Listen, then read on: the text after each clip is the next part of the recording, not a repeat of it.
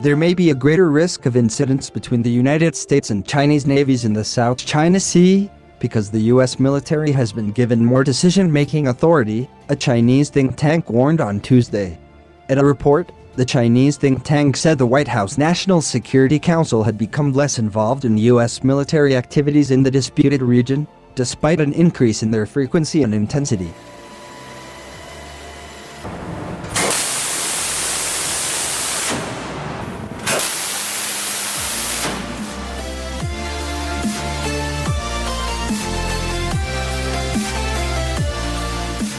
The U.S. military will continue intensifying military operations in the South China Sea, constantly exploring the gray zones between peace and conflict, and probing China's bottom line, which will inevitably push the threshold of small-scale armed conflict and war, according to the report released by Peking University's South China Sea Strategic Situation Probing Initiative.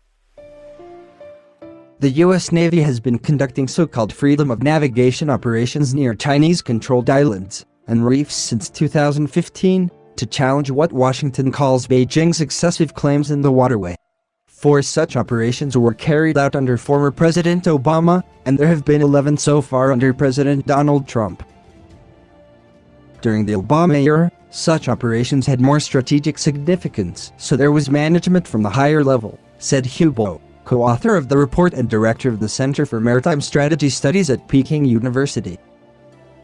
He said the Trump administration had delegated authority to the Indo-Pacific Command, which would surely increase the risks and hazards in the region. After the annual plan was approved, little attention has been paid to operations, Hugh said.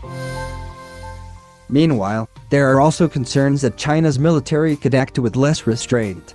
Senior Colonel Zhu Bo, director of the Center for Security Cooperation under the Defense Ministry, said last month that the Chinese Navy could become less tolerant of U.S. activities in the South China Sea.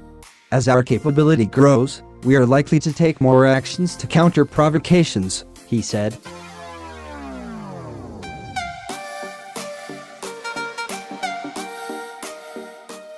Tensions rose in September, when the USS Decatur was challenged by the Chinese destroyer Lanzhou during an operation near Gavan Reef, one of China's artificial islands, and a collision was narrowly avoided.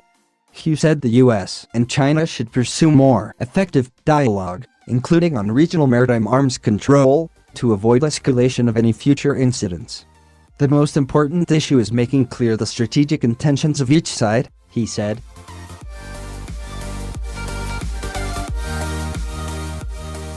Beijing claims most of the resource-rich South China Sea, and uses the southern island of Hainan as a base for projecting power over and administering islands in the area.